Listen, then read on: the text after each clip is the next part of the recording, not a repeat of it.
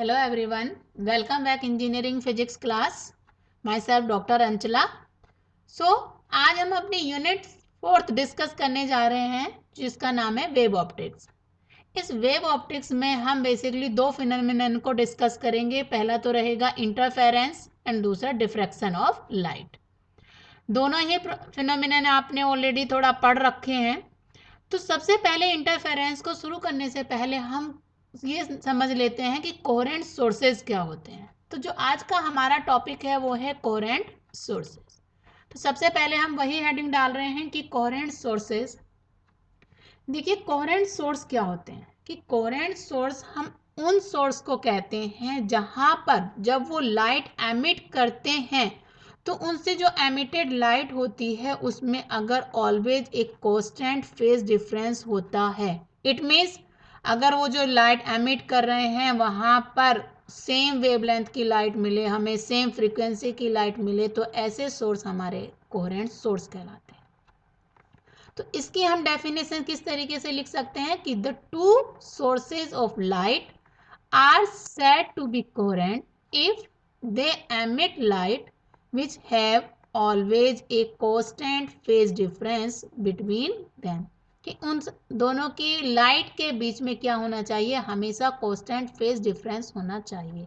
It means that the two sources must emit radiation of same wavelength and हम कह सकते हैं और same frequency। तो इसका मतलब जो कोहेरेंट सोर्स है उसकी दो कंडीशन क्या हो गई मेन। पहली तो कंडीशन ये हो गई आपकी कि कांस्टेंट फेज डिफरेंस होना चाहिए। This is the first main condition, constant phase difference. Clear.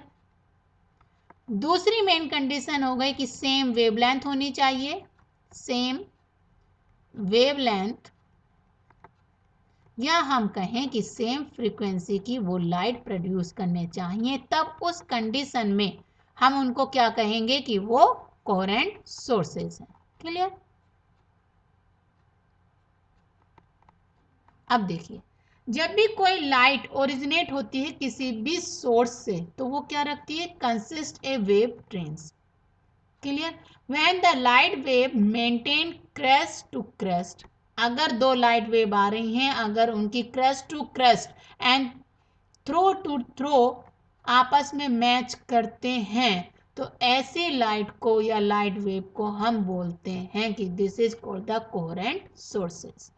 तो इसी तरीके से अगर हम इसका थोड़ा ग्राफिकल रिप्रेजेंटेशन देख लें तो देखिए ये फर्स्ट नंबर की वेव ट्रेन दिख रही है, यहाँ पर ये सेकंड नंबर की वेव ट्रेन है। फर्स्ट नंबर की वेव ट्रेन को अगर हम देखें ये जा रही है, ये इसका क्रस्ट, और सेकंड नंबर की वेव ट्रेन का क्रस्ट भी वहीं पर आ रहा है। तो इसका मतलब देखिए crest to crest, trough to trough, इसका मतलब ये दोनों जो वेव ट्रेन है, wave number 1 and wave number 2, ये आपस में क्या है, कोहेरेंट लाइट वेव है। This is called the coherent light wave. अब इसका नेक्स्ट टॉपिक आता है कि भाई इसका हम किस तरीके से कोहेरेंट सोर्सेज को ऑब्टेन कर सकते हैं। अगर हम एक्चुअल प्रैक्टिस की बात करें तो कभी भी दो इंडिपेंडेंट, मेन बात यह है कि कभी भी टू इंडिपेंडेंट सोर्सेज आपस में कोहेरेंट नहीं हो सकते एक्चुअल प्रैक्टिस में। बट फॉर एक्सपेरिमेंटल पर्पस के लिए दो वर्चुअल कोहेरेंट सोर्सेज को बनाया जा सकता है। किस तरीके से कि are derived from a single source by some devices. तो हमें क्या करना होता है, कोहेरेंट सोर्सेज को, वर्चुअली कोहेरेंट सोर्सेज को बनाना पड़ता है फॉर एक्सपेरिमेंटल पर्पस। वो किस तरीके से बनाए जाते हैं कि if two sources are derived from a single source by some device then any phase change in one is simultaneously accompanied by the same phase change in the other, so that the phase difference between the two sources remains constant। अगर हम इस तरीके से कर लें कि वे दो to source किसी एक सिंगल सोर्स से ही ओरिजिनेट हो रहे हों तो जो उनसे लाइट एमिट होगी उन लाइट में फेज डिफरेंस हमेशा कांस्टेंट बना रहेगा। तब हम उस कंडीशन में कह सकते हैं कि वो लाइट जो है या वो दो टू सोर्स जो हैं वो कोहेरेंट सोर्सेज हैं। क्लियर। अब इसको बनाने के मेथड देखते हैं कि क्या से मेथड हो सकते हैं। इसको बनाने के दो टाइप के मेथड होते हैं कि या तो हम प्रोड्यूस करें इंटरफेरेंस पैटर्न को by the division of wave front.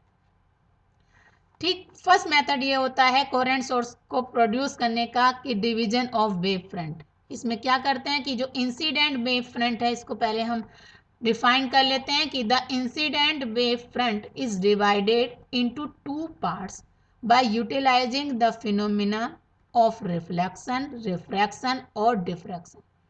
कि जो इंसिडेंट वेव फ्रंट होता है वो इन फिनोमिना को यूज करके उस वेव फ्रंट को टू पार्ट्स में डिवाइड कर दिया जाता है। These two parts of the same wavefront travel unequal distance and reunite at some angle to produce interference pattern. और इसका सबसे अच्छा एग्जाम्पल होता है यंग्स डबल स्लिट एक्सपेरिमेंट, और ये आपने ऑलरेडी 12th स्टैंडर्ड में भी पढ़ रखा है कि अगर आप यहाँ पर देख रहे हैं डायग्राम में कि एस एक सोर्स है, लाइट सोर्स, यहाँ से लाइट ओरिजिनेट हो रही है, this is the wave front. ये वेव फ्रंट इंसिडेंट होती है दो अलग स्लिट S1 एंड S2 से। अब जो स्लिट S1 एंड S2 से लाइट ओरिजिनेट होगी, जो यहाँ से लाइट जाएगी वो क्या होगी, कोहेरेंट सोर्स होगी। या हम ये कह सकते हैं कि S1 एंड S2 जो हैं वो कोहेरेंट सोर्स के जैसे काम करेंगे। क्यों करेंगे? क्योंकि दोनों ही S1 एंड S2 का ओरिजिन कहाँ से हुआ है, S से। तो इस तरीके से हम इंसिडेंट वेव का वेव फ्रंट को टू पार्ट्स में डिवाइड करके हम क्या बना सकते हैं, कोहेरेंट सोर्स बनाते हैं। तो ये यंग डबल स्लिट एक्सपेरिमेंट जो होता है कोहेरेंट सोर्स को प्रोड्यूस करने का सबसे अच्छा एक मेथड है। इसको हम देख लेते हैं, इसको डिफाइन कर लेते हैं कि in this matter monochromatic light is passed from a small source through a slit S, and the light emerging from this slit is used to illuminate two other narrow slit S1 and S2, which are parallel to slit S. Hence, S1 and S2 act as a coherent sources because both being derived from S, क्योंकि ये दोनों ही S से derived हुए हैं, इसीलिए हम S1 and S2 को coherent source कहते हैं। क्लियर। अब देखिए दूसरा टॉपिक देख लेते हैं इसका कि हम दूसरे तरीके से किस तरीके से कोहेरेंट सोर्स को प्रोड्यूस कर सकते हैं। तो दूसरा जो मेथड होता है, सेकंड इसका मेथड होता है डिवीजन ऑफ एम्पलीट्यूड। यहाँ पर क्या कर रहे हैं कि जो इंसिडेंट वेव है उसके एम्पलीट्यूड को टू पार्ट्स में डिवाइड कर दिया जाता है बाय यूजिंग रिफ्लेक्शन और रिफ्रैक्शन।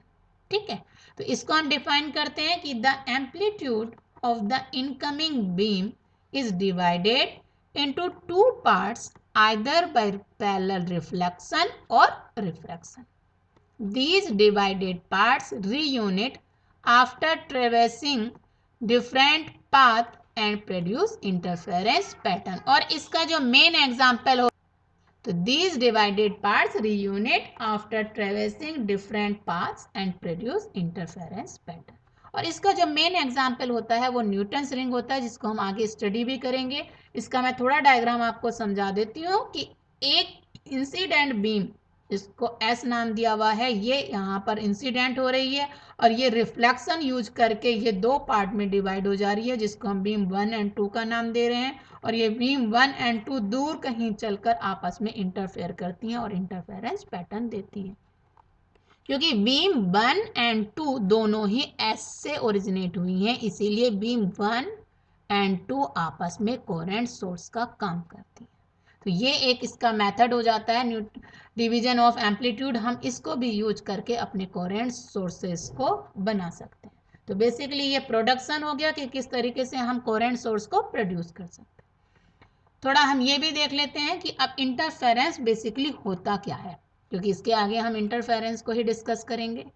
देखिए, अगर सबसे पहले हम इसको डिफाइन करते हैं कि when the two light waves of the same frequency and having constant phase difference travel simultaneously in the same region, then there is a modification in the intensity of light in the region of superposition. This modification in the intensity of light resulting from the superposition of wave is called interference. अगर हम इसको simple words में समझें कि अगर दो हो या दो से ज़्यादा लाइट वेव हो सेम फ्रीक्वेंसी की हैं, having constant phase difference, travel करती हैं इन द सेम रीजन में, तो वहाँ पर क्या होता है, वहाँ पर सुपर इम्पोज हो जाती हैं वो लाइट, जिसके वजह से उनकी इंटेंसिटी में मॉडिफिकेशन हो जाता है, और वही इंटेंसिटी में modification due to the superposition of wave कहलाता है इंटरफेरेंस। तो this is called the interference. अब कुछ पॉइंट्स पर तो क्या होगा, इंटेंसिटी ज़्यादा मिलेगी, मैक्सिमम इंटेंसिटी मिलेगी, कुछ पॉइंट्स पर इंटेंसिटी कम मिलेगी। तो जहाँ पर मैक्सिमम इंटेंसिटी मिलती है, इट मीन्स वहाँ पर क्या होता है, जो रिजल्टेंट एम्पलीट्यूड होता है वो is the sum of the amplitude due to two waves, और उन पॉइंट्स पर हमें मिलता है constructive interference. This is known as the constructive interference.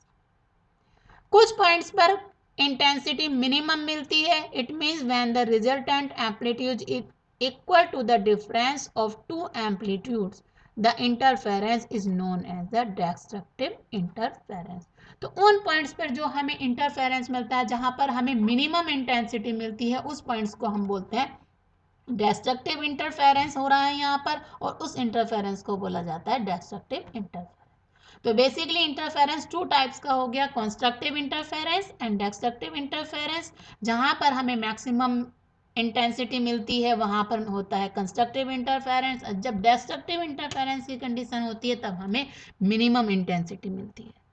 तो आज के हमने लेक्चर में ये समझ लिया कि कोहेरेंट सोर्स क्या होता है, कि कोहेरेंट सोर्स ऐसे सोर्स होते हैं जो लाइट एमिट करते हैं सेम फ्रीक्वेंसी या सेम वेवलेंथ की, that is called the coherent source, और उनके बीच में पार्ट डिफरेंस या फेज डिफरेंस कहें वो कांस्टेंट होता है। दूसरा हमने कि किस तरीके से प्रैक्टिकली हम उसको प्रोड्यूस कर सकते हैं, तो उसके भी हमने देख लिया कि दो मेथड होते हैं उसको प्रोड्यूस करने के। एक तो मेथड होता है आपका डिवीजन ऑफ एम्पलीट्यूड, और दूसरा मेथड होता है डिवीजन ऑफ वेव फ्रंट, और इंटरफेरेंस की हमने डेफिनेशन भी देख ली।